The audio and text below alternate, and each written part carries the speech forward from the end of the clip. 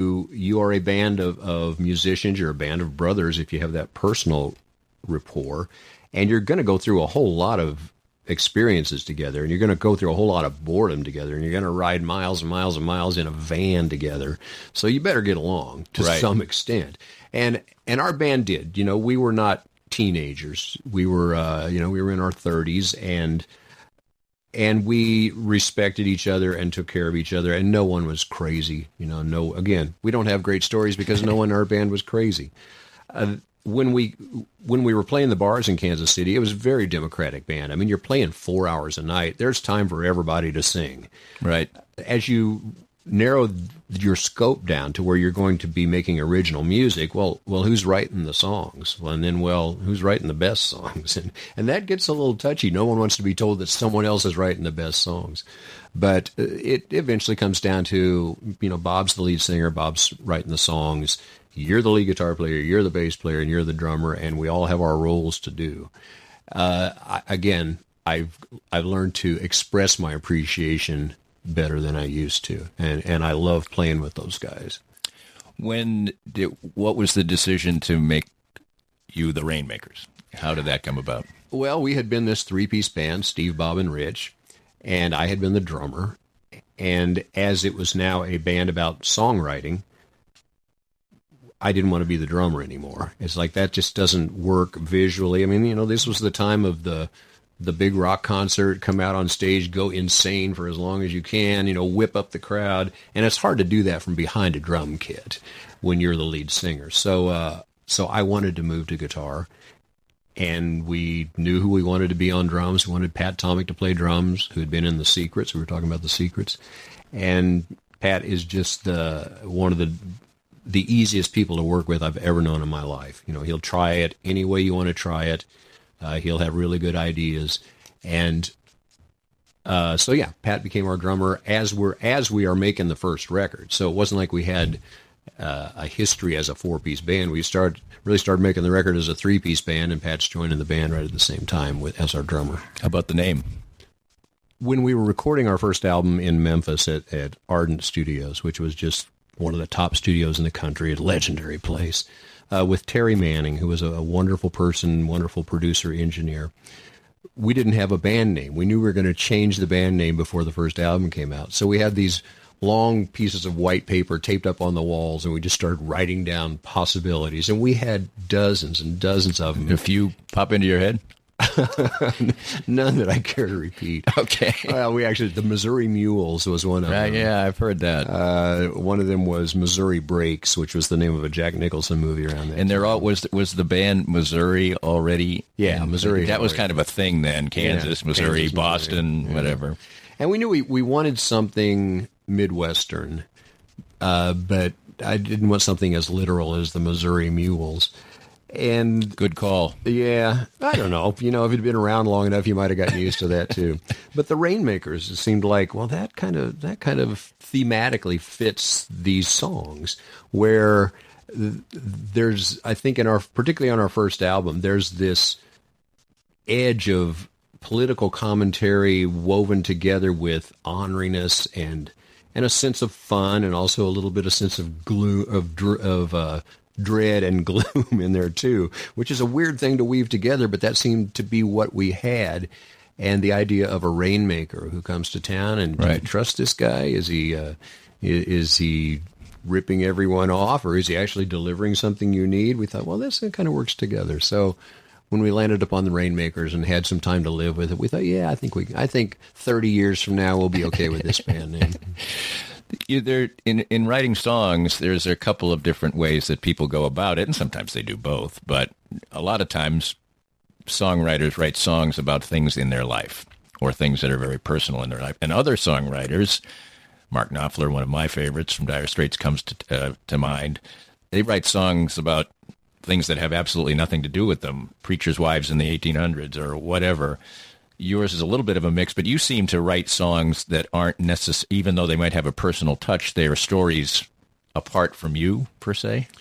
No, I don't think so. I think that I'm very much in the story or close to the story, but I try to write it in a way that the listener sees themselves in that story. Because See, you fooled me. Well, but I think that's what good art does. It makes the listener or the viewer feel like they're in it. And I can't say that I consciously did that, right? But I eventually realized that that's what I was doing as a songwriter, and that's what we were doing as a band. Is we were making songs that people were like, "I did that. I lived that." You're singing. You're telling my story. And when you realize that if you just tell your own story, you're probably telling somebody else's story too. You find the things that are the common experiences and write about that. That's what resonates. I guess what I was getting at a little bit was that you're not a rainmaker. I mean, but you portray a rainmaker. Yeah, that's possible. Anything's possible. All right. So since I was basically 2/3 wrong, let's move on. So you put your first album out, and there's really tremendous critical acclaim of this record, and it doesn't, and the record did pretty well. Mm-hmm. Did it end up being in any way frustrating to you that your band was so well received critically and did well, but you didn't become superstars per se? We didn't? God, Danny, you're breaking my heart. Well, for our area, also, I wrote this when I did the piece about No Romance a couple of weeks ago, which included No Romance. For people in our area, it's difficult. We do, Kansas Cityans, I think, do think of the Rainmakers in that way. I think Kansas Cityans of a certain age. Right. I mean, music is such a generational thing that there are young people in this town, avid music fans, who have never heard of our band, and that's okay. Right. That's the part you can't get frustrated about or be indignant about, because music is generational. Whatever you listen to between the time you're 15 and 30, that's going to be your soundtrack. And I hope you can keep your mind open to new things. I've had a hard time doing that. I've made myself be listening to newer music just so I'm not, play me one more Rolling Stones song. No, there's got to be new music for each generation. Right.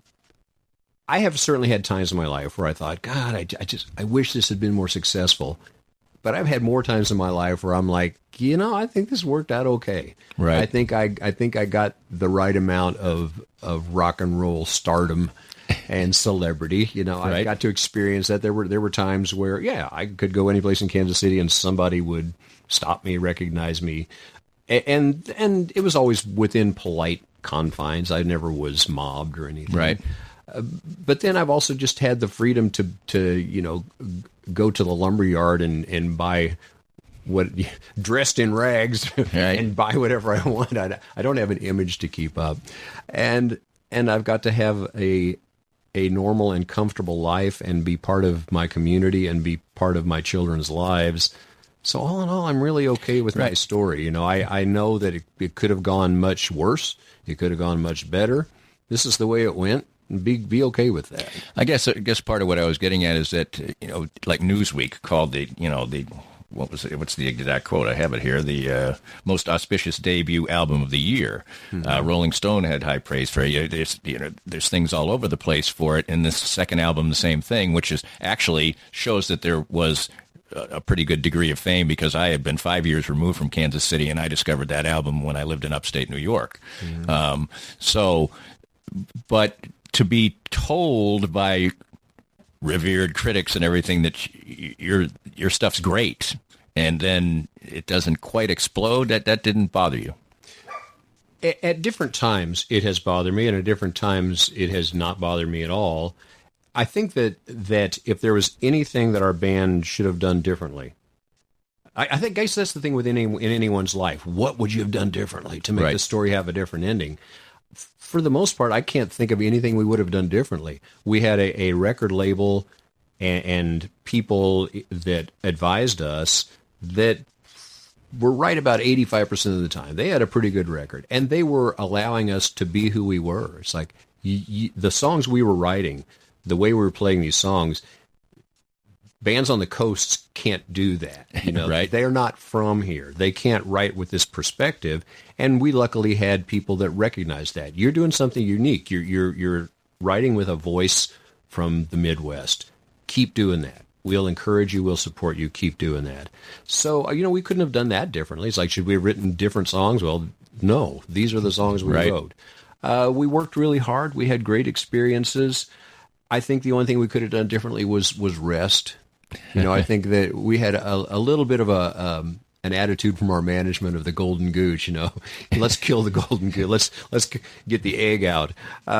They should have, and I should have, and the band should have said, "Hey, we've got to take some breaks in here, or we're going to totally burn out." Right. Which is kind of what happened. We kind of hit the fatigue wall because we were working all the time, and if we weren't on the road, we were in a studio, and if we weren't in the studio, I was somewhere holed up writing.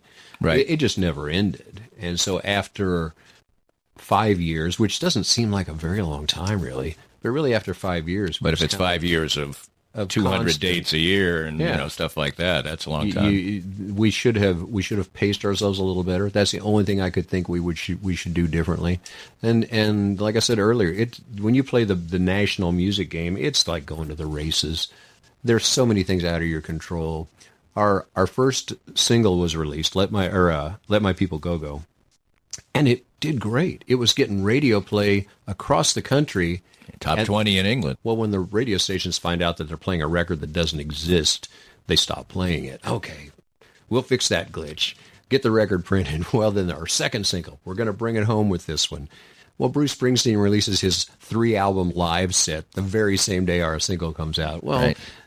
All the radio stations in the country, of their top 20 slots, 15 of them are Bruce Springsteen. Well, right. It's the boss. Of course you're going to play Bruce Springsteen. So, there's just so much of it that's out of your control. All you can do is be at peace with the parts that were in your control. Right. We made good songs. We worked really hard. We had great people. The rest of it is up to chance. So talk about the end of that chapter of when you decided to, shut it down for a while as the Rainmakers. We made 3 albums on Mercury, the major label deal. You were talking about about being successful in England. We were on Top of the Pops, and our records sold inversely. With each album release in America, we would sell slightly less, and with each album release, the same albums being released in Europe, they would each one sell slightly more. So we were going uphill in Europe when we kind of hit the wall of fatigue for the band, but also the label ran into some financial difficulties and said, "Well, guys, we love you, but we can't afford you anymore." Right. And so we were dropped from our label, and that happens to a lot of bands. Mm-hmm. And that's again a point of critical timing. Do you have the energy and the emotional strength to start this over? We're going to find a new label. We're going to start this process all over again. And we didn't. And I think if we had been more well rested, we might have. But we were just exhausted, and it was kind of like, let's call it a day for a while. And I don't know how long for a while is going to be. So we took a couple years off, and during that time is when I got married. I was going to ask you that. Family. Yeah, so it was at the end of that, the band ended, and then my family started, which that's good timing. So tell me about meeting your wife. Tell me about meeting your wife. Well, she was she worked here in Kansas City. She worked at one of the clubs that we played at regularly, and it took us 10 years to kind of get our lives in the same place at the same time. And when it worked out really well. So we have had a great marriage and a really interesting marriage and great kids and now grandkids. And so I feel like I won the lottery there. Our children are little, and I'm taking a little break from music, but we still have interest coming from Norway and from Germany and Canada. We have interest all outside the U.S. But the band makes another record. In fact, we make 2 more records that we record and produce on our own, and those are released in Europe, and then they're sold as an import in the U.S., which is just ironic that people in Kansas City have to order the $30 import to hear their local band. But that's what happened. And so after those 2 records and some more, a little bit of touring in the U.S. and several trips to Europe, then we really called it a day and broke up in 1998, I think, was actually our final gig. So we take 13 years off and raise kids, and they